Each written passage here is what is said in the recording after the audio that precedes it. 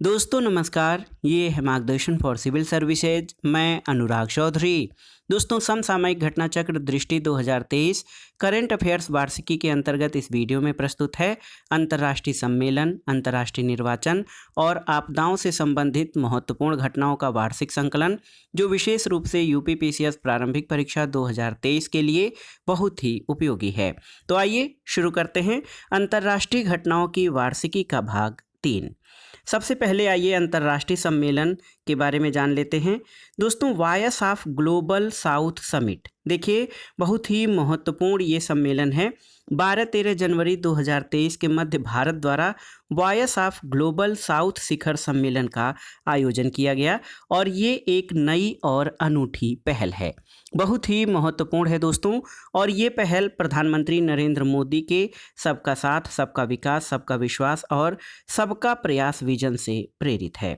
और आप जान लीजिए, इस सम्मेलन का उद्देश्य वैश्विक दक्षिण यानी ग्लोबल साउथ के देशों को एक साथ लाना है, जिससे वो एक साझा मंच पर अपने दृष्टिकोण और प्राथमिकताओं को साझा कर सकें। तो याद रखिएगा, voice of global south summit का आयोजन 12-13 जनवरी 2023 के मध्य भारत के द्वारा ये किया गया है और प्रधानमंत्री मोदी के पहल सबका साथ, सबका विकास, सबका विश्वास और सबके प्रयास से प्रेरित है। दोस्तों, इस सम्मेलन का केंद्रीय विषय क्या था? आवाज़ की एकता, उद्देश्य की एकता, यानी unity of voice, unity of purpose. और ये सम्मेलन वर्चुअल प्रारूप में आयोजित किया गया और इसमें कुल 10 सत्र शामिल थे। इन 10 सेशंस का उद्घाटन और समापन सत्र राष्ट्राध्यक्ष, शासनाध्यक्ष स्तरीय था, जिसकी मेजबानी प्रधानमंत्री नरेंद्र मोदी के द्वारा की गई। इसके अतिरिक्त 8 मंत्री स्तरीय वित्त, पर्यावरण, विदेश, ऊर्जा, स्वास्थ्य, शिक्षा, वाणिज्य और व्यापार आदि सत्र भी आयोजित किए गए। और इस सम्मेलन में वैश्विक दक्षिण के 125 देशों के नेताओं और मंत्रियों ने भागीदारी की थी। और इस सम्मेलन के समापन के दौरान प्रधानमंत्री नरेंद्र मोदी द्वारा कुछ नई पहलों की घोषणा की गई। एक तो आरोग्य मैत्री, दूसरा वैश्विक दक्षिण उत्कृष्टता केंद्र, वैश्विक दक्षिण विज्ञान और प्रौद्योगिकी पहल, वैश्विक दक्षिण युवा राजनयिक मंच और वैश्विक दक्षिण छात्रवृत्ति। दोस्तों, इसमें आरोग्य मैत्री परियोजना महत्वपूर्ण है। इसके तहत भारत प्राकृतिक आपदाओं और मानवीय संकट से प्रभावित किसी भी विकासशील देश को आवश्यक चिकित्सकीय आपूर्ति उपलब्ध कराएगा। तो याद रखिएगा दोस्तों, voice of global south summit, ये इसका आयोजन भारत द्वारा वर्चुअल रूप से किया गया। इसका केंद्रीय विषय unity of voice, unity of purpose था और इस सम्मेलन में वैश्विक दक्षिण के कुल 125 देशों के नेताओं और मंत्रियों ने भागीदारी की। और ये सम्मेलन दोस्तों जान लीजिए कि इसका उद्देश्य दक्षिण या दक्षिण भाग के विश्व के देशों को एक साझा मंच उपलब्ध कराना है अपने विकास के लिए। संयुक्त राष्ट्र जैव विविधता सम्मेलन कोप 15 के बारे में जान लेते हैं। दोस्तों, ये सम्मेलन जो है 7 से 19 दिसंबर 2022 के मध्य जैव विविधता पर अभिसमय के पक्षकारों के सम्मेलन की 15वीं साधारण बैठक का दूसरा चरण यानी कोप 15 पार्ट 2 था। इस सम्मेलन के दूसरे चरण का आयोजन मॉन्ट्रियल, कनाडा में किया गया है और पहला चरण चीन की मेज़बानी में 11 से 15 अक्टूबर 2021 के मध्य आप जान लीजिए वर्चुअल माध्यम से आयोजित किया गया था। और कोप MOP 10 यानी 10th meeting of the conference of parties serving as the meeting of the parties to the Cartagena protocol of biosafety और NPMO4 यानी 4th meeting of conference of the parties serving as the meeting of parties of Nagoya protocol का भी आयोजन इसी सम्मेलन के साथ किया गया है। और दिसंबर 2022 में संयुक्त राष्ट्र के तत्वाधान में कोप 15 अध्यक्षता इसकी चीन ने की थी और सम्मेलन में Kunming Montreal global diversity framework जो है इसको अपनाया गया और GBF यानी Kunming Montreal global biodiversity framework के 4 उद्देश्य और 23 लक्ष्य हैं, जिन्हें 2030 तक प्राप्त करना है। दोस्तों, 2030 तक जिन 23 लक्ष्यों को प्राप्त किया जाना है, उनमें प्रमुख लक्ष्यों में विश्व की कम से कम 30% भूमि, अंतर्देशीय जल, तटीय क्षेत्रों और महासागरों का प्रभावी संरक्षण और प्रबंधन शामिल है। खराब हुए स्थलीय, अंतर्देशीय जल और तटीय तथा समुद्री पारिस्थितिकी तंत्र को कम से कम 30% की बहाली करना है। COP15 के प्रतिनिधियों ने जो है दोस्तों आप जान लीजिए Kunming Montreal global biodiversity framework के तहत लाभों को एक समान वितरण को सुनिश्चित करने के लिए एक मल्टीलेटरल फंड स्थापित करने की घोषणा की है। और इस कोष को 2024 में तुर्की में आयोजित होने वाले COP16 में इसे अंतिम रूप दिया जाएगा। जैव विविधता अभिसमय क्या है, तो आप जान लीजिए कि जैव विविधता अभिसमय संयुक्त राष्ट्र अभिसमय को अनौपचारिक रूप से जैव विविधता अभिसमय कहा जाता है। 29 दिसंबर 1993 को लागू किया गया था। और कन्वेंशन ऑन बायोलॉजिकल डाइवर्सिटी यानी CBD जैव विविधता के संरक्षण के लिए अंतर्राष्ट्रीय संधि है और ये अपने हस्ताक्षरकर्ताओं पर कानूनी रूप से बाध्यकारी है। CBD का सचिवालय मॉन्ट्रियल कनाडा में है और 196 देश वर्तमान में CBD के पक्षकार हैं, जिसमें से 168 देशों ने संधि पर हस्ताक्षर किया है। संयुक्त राज्य अमेरिका और वेटिकन सिटी CBD के पक्षकार नहीं हैं। भारत 19 मई 1994 से CBD यानी जैव विविधता पर अभिसमय का पक्षकार है। अब आइए महत्वपूर्ण सम्मेलन G20 सम्मेलन के बारे में जान लेते हैं दोस्तों। ये बहुत ही महत्वपूर्ण सम्मेलन है और भारत के लिए इसकी महत्ता इसलिए है क्योंकि जो G20 सम्मेलन है, अगला सम्मेलन ये आपका कहाँ पर आयोजित किया जाएगा? अगला सम्मेलन नई दिल्ली भारत में आयोजित किया जाएगा। 18वां 17वें सम्मेलन के बारे में जान लेते हैं कि 15 से 16 नवंबर 2022 को G20 का 17वां शिखर सम्मेलन कहाँ पर? बाली इंडोनेशिया में हुआ। और कोविड-19 महामारी शुरू होने के बाद वैश्विक नेताओं की पूर्ण भौतिक उपस्थिति वाला ये पहला G20 शिखर सम्मेलन था। इंडोनेशिया की अध्यक्षता में G20 का जो आपकी थीम था रिकवर टुगेदर रिकवर स्ट्रांगर। ये सम्मेलन 3 अंतर संबंध क्षेत्रों पर केंद्रित था। कौन कौन? वैश्विक स्वास्थ्य अवसंरचना, सतत ऊर्जा संक्रमण और डिजिटल रूपांतरण। दोस्तों 17वें G20 शिखर सम्मेलन में प्रधानमंत्री नरेंद्र मोदी ने भारत का प्रतिनिधित्व किया था और इस सम्मेलन में भारत के G20 शेरपा अमिताभ कांत थे। दोस्तों आप जान लीजिए G20 सम्मेलन से इतर प्रधानमंत्री नरेंद्र मोदी ने बाली में अन्य G20 नेताओं के साथ तमन, हुतान, राया, गुराह राय मैंग्रोव वनों का दौरा किया और मैंग्रोव पौधे लगाए थे। भारत इंडोनेशिया की G20 की अध्यक्षता के तहत मैंग्रोव अलायंस फॉर क्लाइमेट में शामिल हुआ है। Mangrove alliance for climate Indonesia और संयुक्त अरब अमीरात की एक संयुक्त पहल है। और मैंग्रोव अलायंस जो है दोस्तों आप जान लीजिए नवंबर 2022 में मिस्र में 27वें संयुक्त राष्ट्र जलवायु परिवर्तन सम्मेलन के दौरान लॉन्च किया गया था। 1 दिसंबर 2022 को भारत ने इंडोनेशिया से G20 की अध्यक्षता ग्रहण की और आप जान लीजिए 1 दिसंबर 2022 से 30 नवंबर 2023 तक G20 की अध्यक्षता भारत करेगा।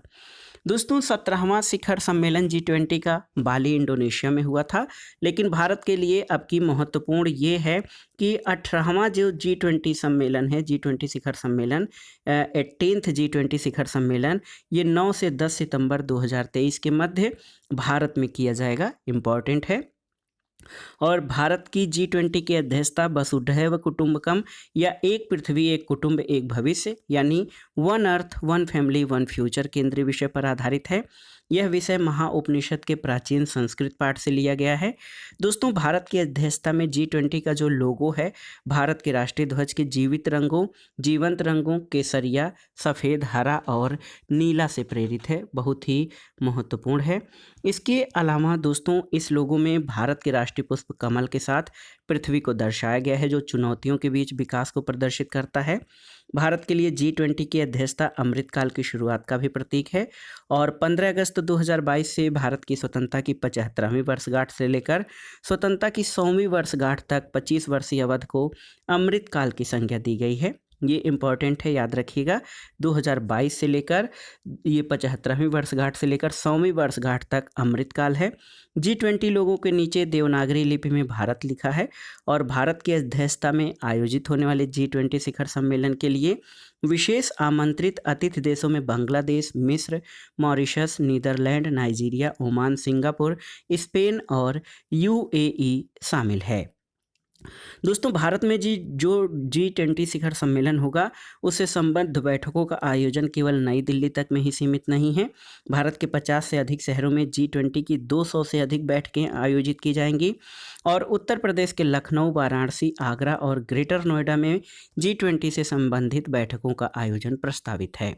11-12 फरवरी 2023 को G20 सशक्तिकरण की पहली बैठक का आयोजन आगरा में किया गया और भारत की G20 की अध्यक्षता में डिजिटल इकोनॉमी वर्किंग ग्रुप की प्रथम बैठक 13 से 15 फरवरी 2023 को लखनऊ में आयोजित की गई। तो बहुत ही महत्वपूर्ण है। 18वां G20 शिखर सम्मेलन 9 से 10 सितंबर 2023 के मध्य नई दिल्ली, भारत में आयोजित किया जाएगा।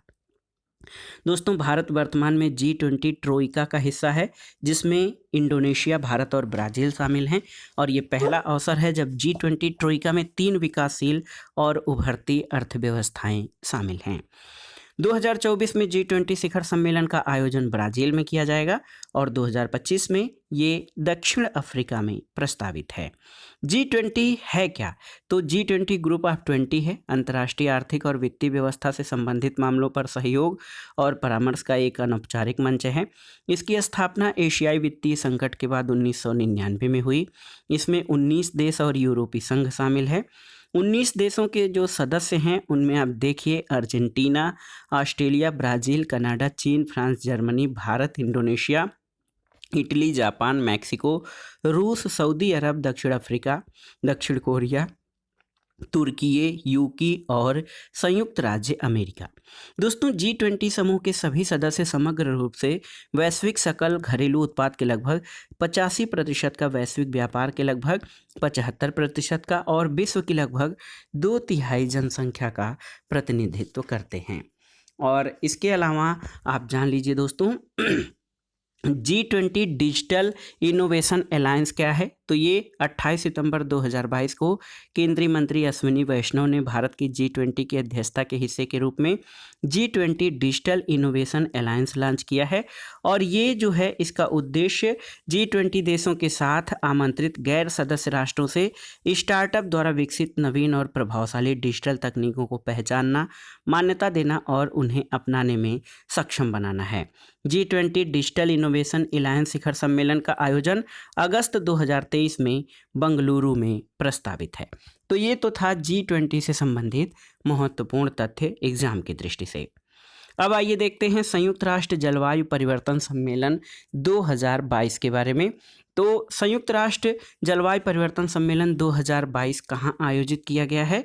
तो ये दोस्तों 6 से 20 नवंबर 2022 के बीच शर्म अल शेख, मिस्र में हुआ है और COP26 का आयोजन 2021 में ग्लासगो, यूके में किया गया था।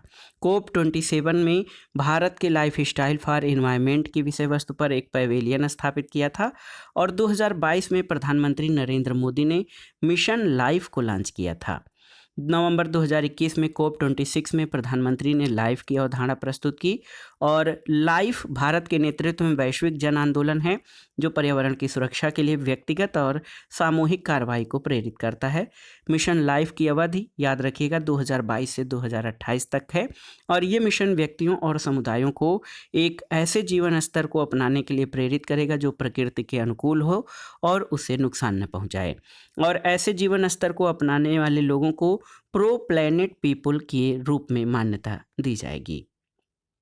दोस्तों COP27 के समापन पर शर्म अल शेख इम्प्लीमेंटेशन प्लान को अंगीकृत किया गया और COP27 के दौरान क्षति और नुकसान से निपटने के लिए एक कोष की स्थापना का ऐतिहासिक निर्णय लिया गया और ये कोष जलवायु संबंधी आपदाओं से सर्वाधिक प्रभावित और वल्नरेबल कंट्रीज को क्षति और नुकसान की भरपाई के लिए धन उपलब्ध कराएगा। संयुक्त राष्ट्र महासचिव आप जानते हैं कि एंटोनियो गुटरेस हैं। इन्होंने $3.1 बिलियन की एक योजना की घोषणा की जो 5 वर्षों के अंतर्गत पूर्व चेतावनी प्रणाली द्वारा पृथ्वी के पर सभी की सुरक्षा सुनिश्चित करेगी और इस सम्मेलन के 27 वर्षों के इतिहास में पहली बार कृषि की विषय वस्तु पर एक पूरा दिन समर्पित किया गया था। इस सम्मेलन के दौरान सतत रूपांतरण के लिए खाद्य और कृषि नामक पहल को लॉन्च किया गया। ये पहल 2030 तक कृषि और खाद्य प्रणालियों को रूपांतरित करने के लिए जलवायु वित्त यानी क्लाइमेट फाइनेंस की मात्रा और गुणवत्ता में सुधार पर केंद्रित है। COP28 का आयोजन 30 नवंबर से 12 दिसंबर 2023 के मध्य दुबई, संयुक्त अरब अमीरात में प्रस्तावित है। तो आप जान लीजिए, संयुक्त राष्ट्र जलवायु परिवर्तन सम्मेलन 2022 यानी COP27 शर्म अल शेख मिस्र में आयोजित किया गया था। अब आइए देखते हैं 22वें संघाई सहयोग संगठन से संबंधित जो शिखर सम्मेलन है उसके बारे में। दोस्तों, 22वां शिखर सम्मेलन संघाई सहयोग संगठन का ये कहाँ पर, समरकंद, उज्बेकिस्तान में आयोजित किया गया। भारत का प्रतिनिधित्व प्रधानमंत्री नरेंद्र मोदी ने किया और यहाँ पर समरकंद डिक्लेरेशन जारी किया गया। दोस्तों, सम्मेलन के दौरान ईरान को संघाई सहयोग संगठन के अस्थायी सदस्य का दर्जा प्रदान करने के लिए मेमोरेंडम ऑफ ऑब्लिगेशन पर हस्ताक्षर किए गए और बेलारूस को संघाई सहयोग संगठन के सदस्य का दर्जा प्रदान करने की प्रक्रिया को प्रारंभ करने का निर्णय लिया गया और मालदीव को SCO के संवाद भागीदार यानी डायलॉग पार्टनर का दर्जा प्रदान करने का निर्णय किया गया। इसमें बहरीन, कुवैत और संयुक्त अरब अमीरात तथा म्यांमार को भी संवाद भागीदार का दर्जा प्रदान करने का निर्णय लिया गया। मिस्र, सऊदी अरब तथा कतर को SCO संवाद भागीदार का दर्जा प्रदान करने के लिए ज्ञापन भी हस्ताक्षरित हुआ है। दोस्तों, संघाई सहयोग संगठन के सचिवालय और यूनेस्को के मध्य 2023 से 27 की अवधि के लिए एक ज्ञापन हस्ताक्षरित हुआ और बहुत ही महत्वपूर्ण तथ्य यूपी स्पेशल और इंडिया के लिए कि वाराणसी, जो कि भारत का एक सांस्कृतिक शहर है, 2022-23 में संघाई सहयोग संगठन की पर्यटन और सांस्कृतिक राजधानी यानी टूरिज्म एंड कल्चरल कैपिटल के रूप में इसको घोषित करने का निर्णय लिया गया है। SCO की पर्यटन और सांस्कृतिक राजधानी नामित होने वाला वाराणसी पहला शहर है। वाराणसी को दर्जा प्रदान किए जाने के फलस्वरूप भारत और संघाई सहयोग संगठन के सदस्य देशों के बीच पर्यटन और सांस्कृतिक और मानवीय आदान प्रदान को बल मिलेगा। दोस्तों, भारत वर्तमान में जो है SCO के राष्ट्राध्यक्षों की परिषद का अध्यक्ष है। पहला अवसर है जब भारत SCO का अध्यक्ष बना है और भारत सितंबर 2022 से अगले 1 वर्ष की अवधि के लिए संघाई सहयोग संगठन का अध्यक्ष है। भारत द्वारा संघाई सहयोग संगठन की अध्यक्षता का केंद्रीय विषय टुवर्ड्स ए सिक्योर SCO है। सिक्योर का फुल फॉर्म है S से सिक्योरिटी फॉर सिटीजन्स, E से इकोनॉमिक डेवलपमेंट, C से connectivity in the region, U से यूनिटी, R से respect of sovereignty and territorial integrity और E से इन्वायरमेंटल प्रोटेक्शन है। दोस्तों, 23वां संघाई सहयोग शिखर सम्मेलन का आयोजन 2023 में भारत में प्रस्तावित है। ये बहुत ही महत्वपूर्ण तथ्य है और भारत की मेज़बानी में 17-18 मार्च 2023 को वाराणसी में SCO के पर्यटन मंत्रियों का भी बैठक का आयोजन किया गया है। संघाई सहयोग संगठन के बारे में जानते हैं। ये एक 8 सदस्यीय बहुपक्षीय संगठन है। 15 जून 2001 को संघाई चीन में इसकी स्थापना हुई और 8 सदस्य देश जैसे चीन, भारत, कजाकिस्तान, किर्गिस्तान, रूस, पाकिस्तान, ताजिकिस्तान और उज्बेकिस्तान हैं। पूर्ण सदस्यता ग्रहण करने के इच्छुक SCO के 4 पर्यवेक्षक राष्ट्र अफगानिस्तान, बेलारूस, ईरान और मंगोलिया हैं। दोस्तों, संघाई सहयोग संगठन के 6 संवाद भागीदार Armenia, Azerbaijan, Cambodia, Nepal, Sri Lanka और तुर्की हैं। भारत को वर्ष 2005 में SCO में पर्यवेक्षक का दर्जा दिया गया था।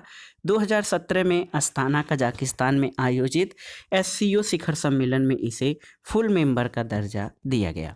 तो संघाई सहयोग संगठन से संबंधित जो महत्वपूर्ण तथ्य हैं ये हैं कि 16 सितंबर 2022 को संघाई सहयोग संगठन के राष्ट्राध्यक्षों की परिषद समरकंद, उज्बेकिस्तान में आयोजित की गई।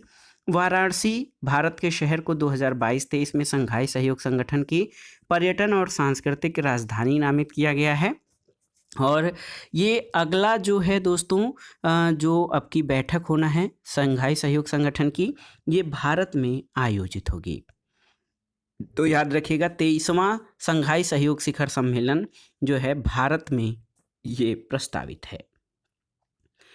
अगला है दोस्तों पहला 12 U2 शिखर सम्मेलन। तो ये 12 U2 शिखर सम्मेलन 12 U2 14 जुलाई 2022 को 12 U2 समूह के शासनाध्यक्षों का पहला शिखर सम्मेलन आभासी माध्यम से आयोजित किया गया और इसमें प्रधानमंत्री नरेंद्र मोदी के अतिरिक्त इजरायल के तत्कालीन प्रधानमंत्री यायर लपिड, यूएई के राष्ट्रपति शेख मोहम्मद बिन जायद अल नाहयान और यूएसए के राष्ट्रपति जो बाइडेन शामिल हुए।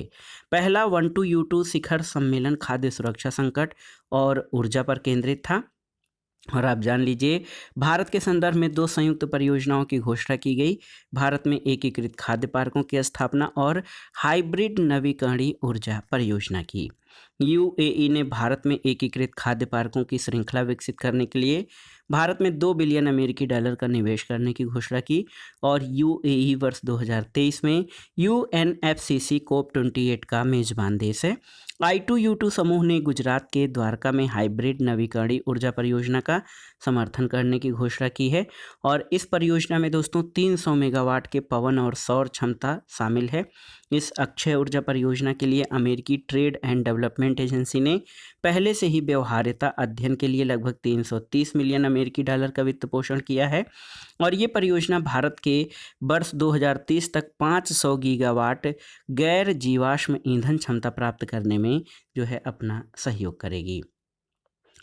अगला है I2U2 जो है समूह क्या है, तो आप जान लीजिए I2U2 समूह में 4 देश हैं।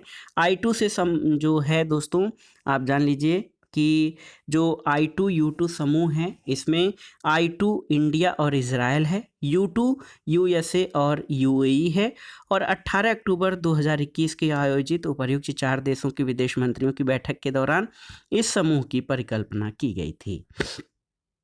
और आप जान लीजिए I2U2 समूह पश्चिम एशिया और दक्षिण एशिया को अमेरिका से जोड़ता है, इसलिए इस समूह में शामिल प्रत्येक देश एक दूसरे से लाभान्वित होंगे।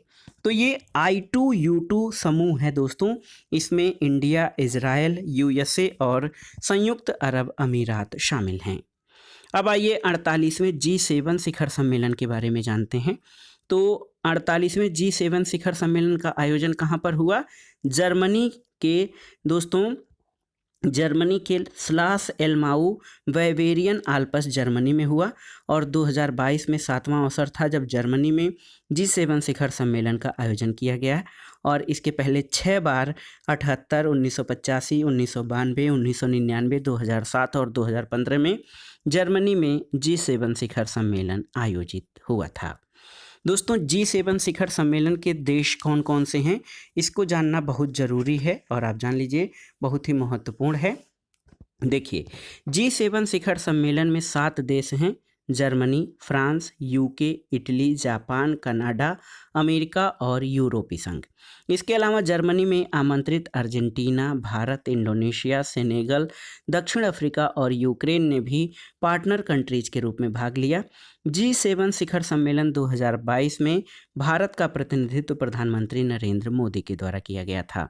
G7 की अध्यक्षता प्रोग्रेस टुवर्ड्स एन एक्टिवेटेबल वर्ल्ड के केंद्रीय विषय पर आधारित थी और आप जान लीजिए G7 शिखर सम्मेलन 2022 के दौरान जलवायु संकट की वैश्विक प्रतिक्रिया के रूप में खुला और सहयोगी क्लाइमेट क्लब स्थापित करने पर ये निर्धारित था। G7 बैंक देशों के द्वारा विश्व बैंक के सहयोग से मई 2022 में फूड क्राइसिस की प्रतिक्रिया स्वरूप global alliance for food security की स्थापना की गई थी। 1 जनवरी 2023 से जापान जो है G7 का अध्यक्ष है और अगला 49वां G7 शिखर सम्मेलन 2023 में हिरोशिमा जापान में 19 से 21 मई 2023 के मध्य आयोजित किया जाएगा। तो याद रखिएगा दोस्तों G7 शिखर सम्मेलन 48वां ये स्लास एलमाऊ बावेरियन आल्प्स जर्मनी में संपन्न हुआ था और ये 7वीं बार था। भारत को दोस्तों विशेष आमंत्रित देशों में शामिल था। प्रधानमंत्री नरेंद्र मोदी ने जो है भारत का प्रतिनिधित्व किया था। 49वां G7 शिखर सम्मेलन 2023 में हिरोशिमा में जापान के शहर में होगा। G7 के सदस्य देशों में Germany, France, UK, Italy, Japan, Canada, America और यूरोपीय संघ हैं और आप जान लीजिए G7 में रूस शामिल नहीं है। अब आइए देखते हैं प्रमुख अंतर्राष्ट्रीय निर्वाचन। दोस्तों G7 प्रमुख अंतर्राष्ट्रीय निर्वाचनों के बारे में जान लेते हैं। तो ये बहुत ही महत्वपूर्ण है। सबसे पहले आइए जानते हैं दोस्तों, सबसे पहले हम जानेंगे किसके बारे में। तो ये बहुत ही महत्वपूर्ण है कि वियतनाम के चुनाव, नेपाल के राष्ट्रपति चुनाव भी बहुत ही महत्वपूर्ण है। नेपाल में नेपाली कांग्रेस पार्टी के रामचंद्र पौडेल ने नेपाल के राष्ट्रपति के पद की शपथ ली है। और तो याद रखिएगा, इन्होंने विद्या देवी भंडारी का स्थान लिया है। नेपाल के राष्ट्रपति कौन बने हैं? रामचंद्र पौडेल, और ये नेपाली कांग्रेस पार्टी के हैं। और इसके अलावा दोस्तों जनता समाजवादी पार्टी के नेता राम सहाय प्रसाद यादव नेपाल के उपराष्ट्रपति चुने गए हैं। तो नेपाल के वर्तमान राष्ट्रपति जो हैं रामचंद्र पौडेल हैं, और इन्होंने विद्या देवी भंडारी का स्थान लिया है। वियतनाम के उपराष्ट्रपति चुनाव जो हुए हैं, इसमें दोस्तों वो वैन थुओंग, याद रखिएगा, वो वैन थुओंग, वो वैन वियतनाम के नए राष्ट्रपति चुने गए हैं। शी जिनपिंग चीन के पुनः राष्ट्रपति बने हैं। तो 2023 में शी जिनपिंग चीन के राष्ट्रपति बने हैं। और किस बार? तो ये तीसरी बार चीन के राष्ट्रपति बने हैं शी जिनपिंग। और दोस्तों शी जिनपिंग माओ जेडोंग यानी माओ के बाद चीन के सबसे ताकतवर राष्ट्रपति हैं, और ये उनका ये कार्यकाल 5 वर्षों का होगा। तो शी जिनपिंग पुनः चीन के राष्ट्रपति बने हैं, याद रखिएगा। नाइजीरिया के राष्ट्रपति चुनाव हुए हैं, और इस चुनाव में बोला अहमद अदेकुनले टिनुबू को जो है राष्ट्रपति बनाया गया है। और वर्तमान में मोहम्मद बुहारी नाइजीरिया के राष्ट्रपति हैं। मई 2023 में टिनुबू जो है राष्ट्रपति पद का कार्यभार संभालेंगे। तो टिनुबू याद कर लीजिएगा, टिनुबू नाइजीरिया के राष्ट्रपति बने हैं।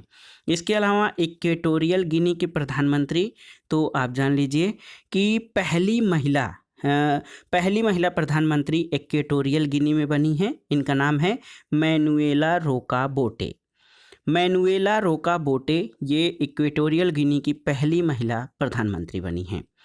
बांग्लादेश में राष्ट्रपति चुनाव हुआ है। तो दोस्तों बांग्लादेश के नए राष्ट्रपति मोहम्मद शहाबुद्दीन चुप्पू बने हैं, और ये 22वें राष्ट्रपति हैं। वर्तमान राष्ट्रपति अब्दुल हमीद का कार्यकाल 23 अप्रैल 2023 को समाप्त हुआ है। तो याद रखिएगा 23 अप्रैल को समाप्त हो गया है वर्तमान राष्ट्रपति का कार्यकाल। अब मोहम्मद शहाबुद्दीन चुप्पू बांग्लादेश के नए राष्ट्रपति बने हैं। दोस्तों साइप्रस के राष्ट्रपति चुनाव हुए हैं, और इस चुनाव में निर्दलीय प्रत्याशी निकोस क्रिस्टोडेलोआइड्स जो हैं ये साइप्रस के नए राष्ट्रपति चुने गए हैं, और इन्होंने निकोस एनास्तीसियादेश का स्थान लिया है। चेक गणराज्य में भी राष्ट्रपति चुनाव हुए हैं। आप जान लीजिए 28 जनवरी 2023 को चेक गणराज्य के राष्ट्रपति का चुनाव हुआ, और इसमें नाटो सैन्य समिति के पूर्व अध्यक्ष पेट्रा पावेल विजयी हुए हैं, और पेट्रा पावेल ने मिलोस जेमेन का स्थान लिया है। न्यूजीलैंड के नए राष्ट्रपति कौन बने हैं? तो क्रिस हिपकिंस न्यूजीलैंड के 41वें प्रधानमंत्री बने हैं, और जेसिंडा आर्डर्न के त्यागपत्र के बाद जो है न्यूजीलैंड के नए प्रधानमंत्री क्रिस हिपकिंस बने हैं। जेसिंडा आर्डर्न बहुत ही पॉपुलर प्रधानमंत्री थी न्यूजीलैंड की। अब आइए देखते हैं दोस्तों बहुत ही महत्वपूर्ण नेपाल के नए प्रधानमंत्री। तो नेपाल के नए राष्ट्रपति रामचंद्र पौडेल बने हैं। नेपाल के नए प्रधानमंत्री कौन बने हैं? तो पुष्प कमल दहल प्रचंड 26 दिसंबर 2022 को नेपाल के नए प्रधानमंत्री बने हैं, और इस पद पर इन्होंने शेर बहादुर देउबा का स्थान लिया है। इन्हें तत्कालीन राष्ट्रपति विद्या देवी भंडारी ने शपथ दिलाई थी। और पुष्प कमल दहल प्रचंड सीपीएन माओवादी दल के नेता और अध्यक्ष हैं। इससे पूर्व 2008-9 और 2016-17 तक नेपाल के प्रधानमंत्री रहे थे। तो वर्तमान में नेपाल के प्रधानमंत्री पुष्प कमल दहल प्रचंड बने हैं, याद रखिएगा। आयरलैंड में प्रधानमंत्री चुनाव हुए हैं दोस्तों 2022 के। तो आयरलैंड की संसद के निचले सदन ने लियो वरडकर को प्रधानमंत्री चुना है। लियो वरडकर का ये दूसरा कार्यकाल है।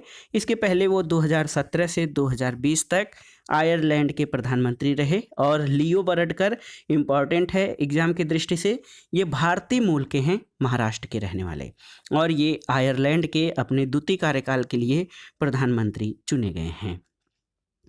अगला है पेरू की पहली महिला राष्ट्रपति। तो याद रखिएगा दोस्तों 7 दिसंबर 2022 को डीना बोलुआर्टे पेरू की पहली महिला राष्ट्रपति बनी हैं और इसके पहले वो देश की फर्स्ट वाइस प्रेसिडेंट के रूप में कार्यरत थीं। इन्होंने पेड्रो कैस्टिलो का स्थान लिया है। फिजी में आम चुनाव 2022 हुए हैं और दोस्तों इस चुनाव में पीपुल्स अलायंस पार्टी के नेता सितिवेनी राबुका ने प्रधानमंत्री पद का कार्यभार ग्रहण किया है। तो फिजी के नए प्रधानमंत्री सितिवेनी राबुका बने हैं।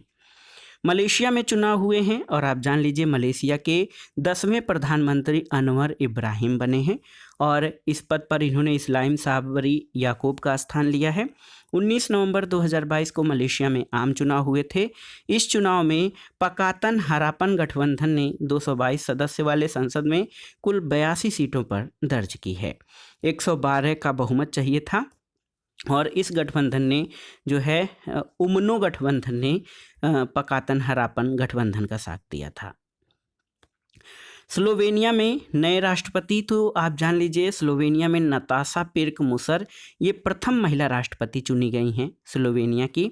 23 दिसंबर 2022 को इनका कार्यकाल शुरू हुआ है। इसके अलावा डेनमार्क के चुनाव हुए हैं दोस्तों। डेनमार्क में 1 नवंबर 2022 को चुनाव हुआ।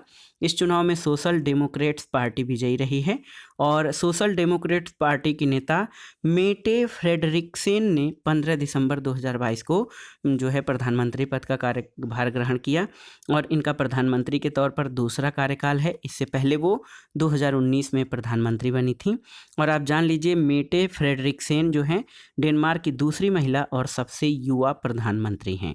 तो याद रखिएगा डेनमार्क की जो प्रधानमंत्री मेटे फ्रेडरिक्सेन हैं ये सोशल डेमोक्रेट्स पार्टी की नेता हैं। इस्राएल के विधायी चुनाव हुए हैं दोस्तों। आप जान लीजिए इस्राएल के चुनाव में कौन, तो इस्राएल के चुनाव में बेंजामिन नेतन्याहू की लिकुड पार्टी को दोस्तों सर्वाधिक 32 सीटें मिली हैं और 120 सदस्य वाला नेसेड है वहाँ पे। बेंजामिन नेतन्याहू ने इजराइल के नए प्रधानमंत्री के रूप में कार्यभार ग्रहण किया है। इन्होंने यायर लेपिड का स्थान लिया। इसके पहले नेतन्याहू 1996 से 1999 और 2009 से 2021 तक इजराइल के प्रधानमंत्री रहे हैं। अब आइए बहुत ही महत्वपूर्ण ऋषि सुनक के बारे में।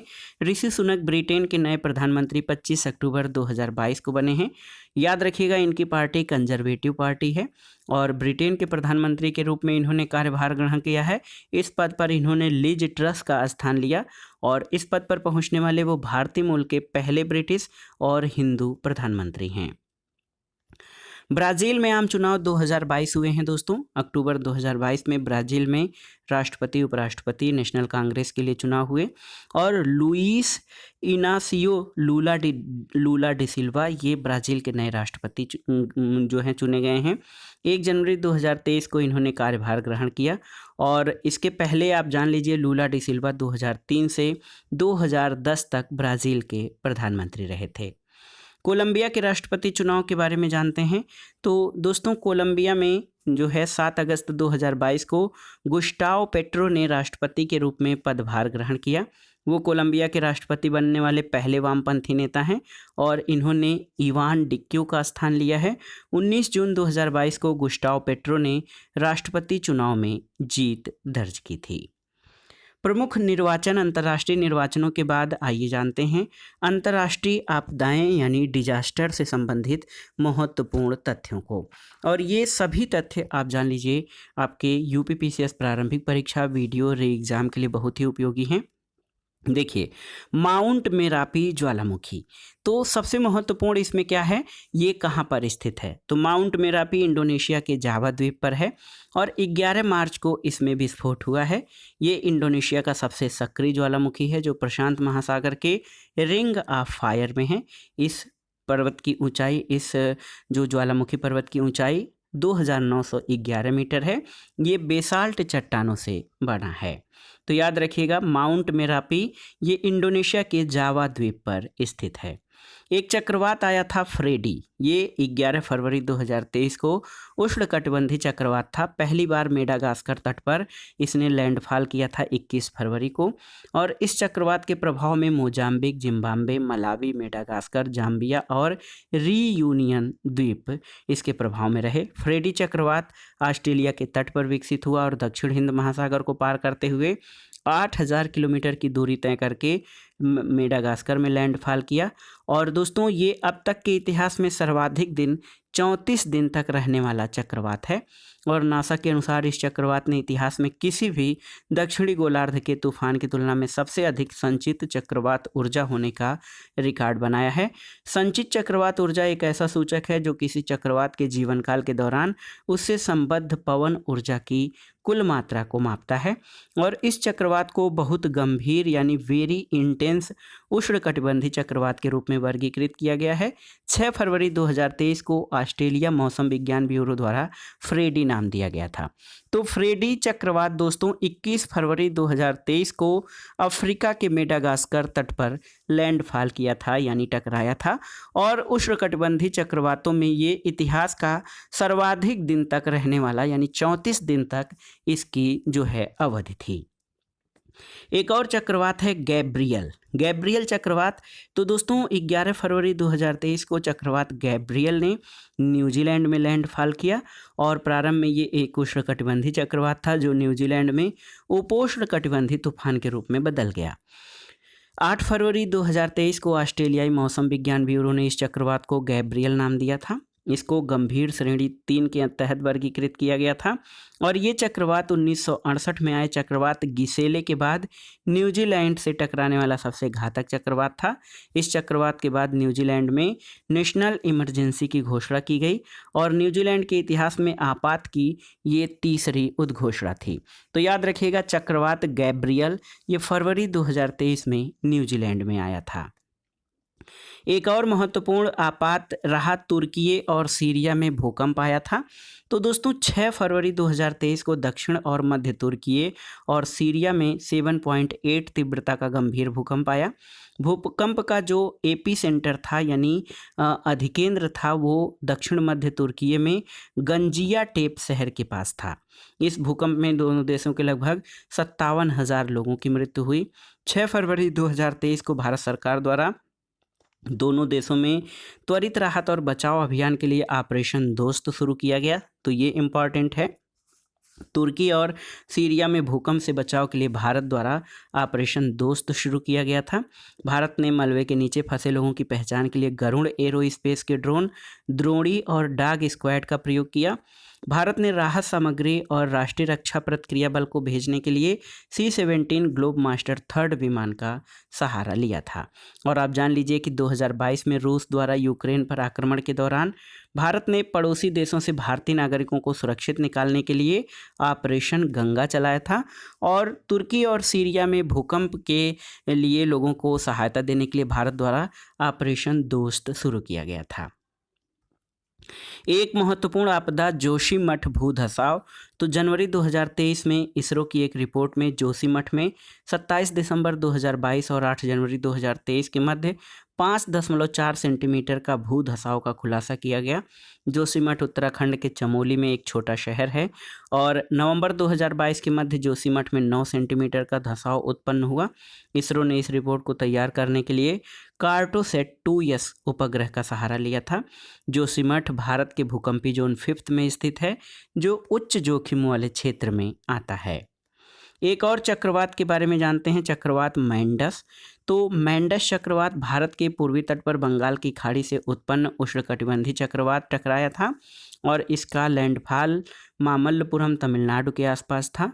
भारतीय मौसम विज्ञान विभाग द्वारा इस तूफान को बहुत गंभीर चक्रवात के रूप में शामिल किया गया था। इसका नामकरण संयुक्त अरब अमीरात द्वारा किया गया। मैंडस का अरबी भाषा में अर्थ खजाने का पिटारा होता है। एक और चक्रवात दोस्तों सितरंग चक्रवात कहाँ पर आया था, तो याद रखिएगा सितरंग चक्रवात बांग्लादेश के दक्षिणी भूभाग में लैंडफॉल किया था, और इसने बांग्लादेश के अलावा भारत के पश्चिम बंगाल, त्रिपुरा, असम और मेघालय को भी प्रभावित किया था। इस चक्रवात को सितरंग नाम थाईलैंड ने दिया था। सितरंग जो है एक थाई सरनेम है। इसके अलावा दोस्तों लास्ट में आइए स्पंज विरंजन के बारे में जानते हैं। तो जून 2022 में न्यूजीलैंड के दक्षिणी समुद्री तट पर स्पंज विरंजन की घटना देखी गई और स्पंज विरंजन की ये अब तक की सबसे बड़ी घटना है। समुद्री स्पंज घने पोरस यानी सरंध्रयुक्त जलीय जीव हैं। स्पंज जल की बड़ी मात्रा को शुद्ध कर सकते हैं और प्रवाल की तरह स्पंज को भी अधिक तापमान के कारण विरंजन का खतरा हो सकता है। तो अंतर्राष्ट्रीय आपदाओं को एक बार शार्ट में देख लेते हैं। माउंट मेराफी ज्वालामुखी इंडोनेशिया के जावा द्वीप पर है और इस ज्वालामुखी में जो है विस्फोट हुआ था 11 मार्च 2023 को। फ्रेडी चक्रवात मेडागास्कर अफ्रीका तट पर आया था और ये अब तक के इतिहास में सबसे लंबे दिन यानी 34 दिन रहने वाला चक्रवात था। चक्रवात गैब्रियल कहाँ पर आया था? ये न्यूजीलैंड में आया था। भूकंप आया था तुर्की और सीरिया में। इसमें भारत ने लोगों को त्वरित सहायता और बचाव अभियान के लिए ऑपरेशन दोस्त चलाया था। और दोस्तों इसरो और मौसम विज्ञान विभाग की रिपोर्ट में जोशीमठ यानी भारत के उत्तराखंड राज्य में जोशीमठ चमोली जिले में स्थित एक छोटा शहर है। यहाँ पर 5.4 सेंटीमीटर का भू धसाव जो है रिकॉर्ड किया गया है। मैंडस चक्रवात तो ये बंगाल की खाड़ी में आया था। इसके अलावा सितरंग चक्रवात दोस्तों बांग्लादेश के दक्षिणी भूभाग में आया था और स्पंज विरंजन की घटना न्यूजीलैंड के दक्षिणी समुद्र तट में घटित हुई है। तो दोस्तों ये था आज का वीडियो। समसामयिक घटना चक्र दृष्टि 2023 करेंट अफेयर्स वार्षिकी के अंतर्गत इस वीडियो में हमने अंतर्राष्ट्रीय सम्मेलन, अंतर्राष्ट्रीय निर्वाचन और प्रमुख आपदाओं से संबंधित महत्वपूर्ण प्रश्नों को कवर किया और ये प्रश्न यूपीपीसीएस प्रारंभिक परीक्षा 2023 के करेंट अफेयर्स खंड और अन्य आयोजित की जाने वाली परीक्षाओं के लिए बहुत ही उपयोगी है। आप इन प्रश्नों को तैयार कर लीजिएगा। वीडियो आपको कैसा लगा हमें कमेंट बॉक्स में ज़रूर बताइएगा। वीडियो को लाइक करें, शेयर करें और इस चैनल मार्गदर्शन फॉर सिविल सर्विसेज को सब्सक्राइब करें। वीडियो देखने के लिए धन्यवाद दोस्तों। नमस्कार।